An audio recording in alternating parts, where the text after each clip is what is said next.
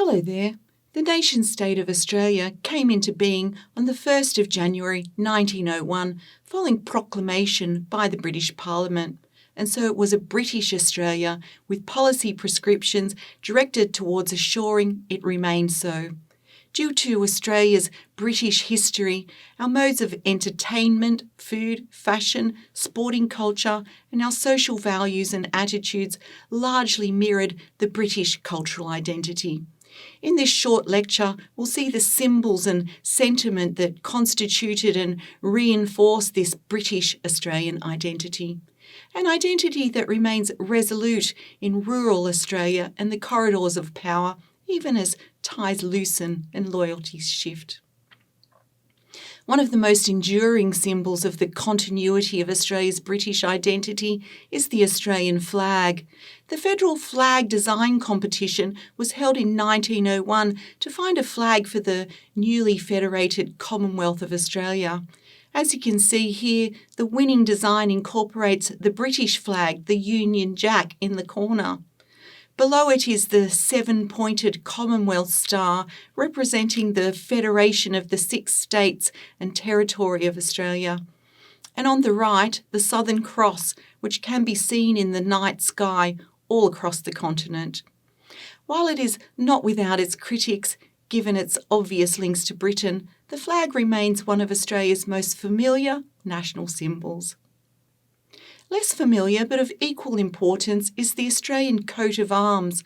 While only the Australian coat of arms, the one here on the right with the kangaroo and emu, can be seen at the new Parliament House, built in 1988, it was a different story back in 1927 when the old Parliament House was built. There you can still see both the Australian and the British coat of arms either side of the front entrance. This symbolises the fact that while Australia had become an independent country, it well and truly remained a part of the British Empire.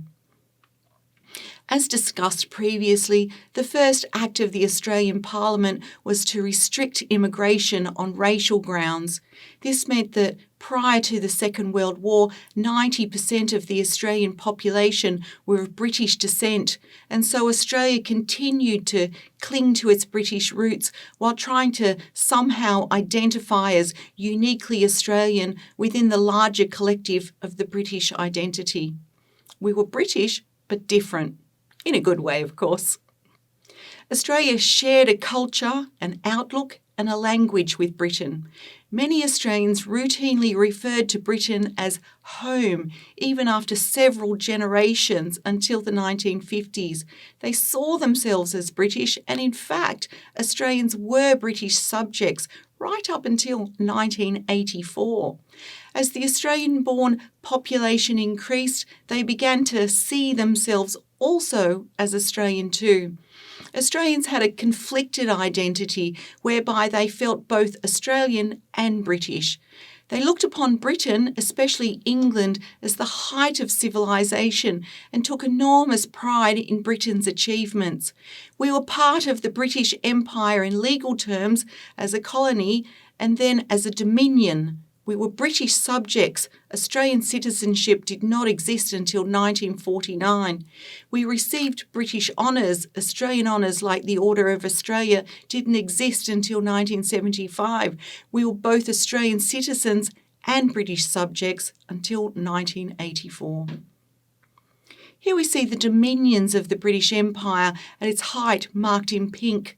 Australia was part of the British Empire with shared economic and security interests. Britain was the dominant world power for roughly a century from 1815 to 1914, so belonging to the British Empire gave us protection as well as prestige. With colonies all around the globe, it was said to be an empire on which the sun never set. Australians were proud to be part of the mighty British Empire.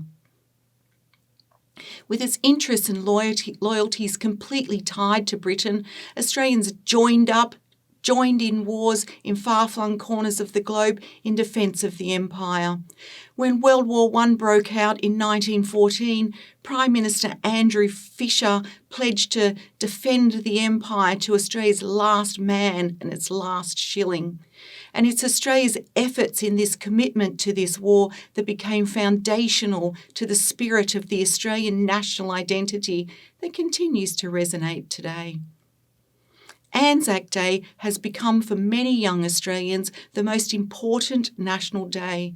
It commemorates the Gallipoli landing on the 25th of April 1915, the first major military action of the new Australian and New Zealand nations, fighting as part of British forces who proved themselves in a baptism of fire. Whilst a resounding military failure, in the popular imagination, the Anzac legend is now an integral aspect of what it means to be Australian. In the Anzac myth, Australia shows it is a nation that deserves its place within the empire, notwithstanding its convict past. Australians can hold their own alongside their British compatriots and fight bravely to defend British ideals. The Anzac spirit of courage, egalitarianism and mateship are now said to be part of the Australian national character.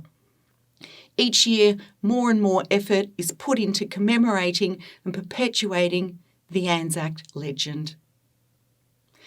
When World War II came in 1939, Australians joined up and shipped off to defend the empire again, but this time it would be different when war came to the Pacific.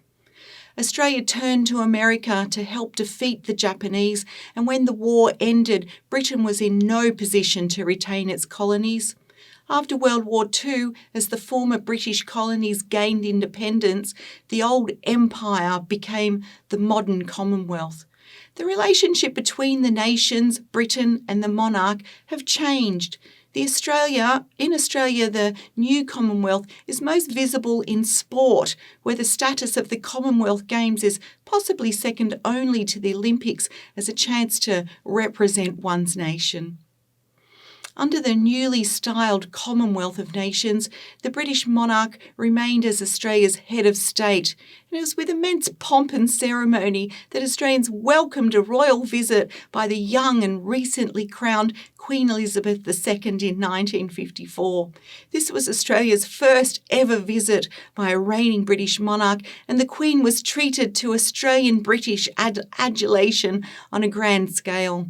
Of the total population of approximately 9 million people, 3/4 of them are thought to have turned out to see the Queen at least once as she toured many parts of the country. This was followed up by a second visit by the Queen in 1988 to celebrate Australia's bicentenary. The heir to the throne, Prince Charles, and his very popular wife, Princess Diana, came to Australia for a royal tour in 1983, and now we have visits to Australia by the younger royals. Prince William and his wife Kate came on a state visit in 2014. Prince Harry and his wife Meghan came down under in 2018 for the Invictus Games. And so one of the most enduring, historic, institutional and cultural connections to Britain is Australia's enduring admiration of the royal family. Loyalty to the monarchy and being British were, and for many Australians remain, at the core of Australian identity. This is changing as the population changes and Britain is less important to Australia economically or for security and with the great wave of American cultural hegemony. Yet, despite the changes in international connections of both the nation and its people, Australia and Britain remain close. Cultural links remain strong and symbols of British heritage abound. Most important of these is Australia Day, celebrated on the date of the arrival of the British to colonise the continent. Then there's Anzac Day, commemorating Australia acquitting itself as a worthy member of the British Empire. The Australian flag, with the British flag in the corner, the Queen of England as Australia's head of state, and Australia's continuing membership of the Commonwealth. Despite periodic lobbying to remove British symbols such as the Union Jack on the Australian flag and calls for a republic, these changes have not been popularly accepted.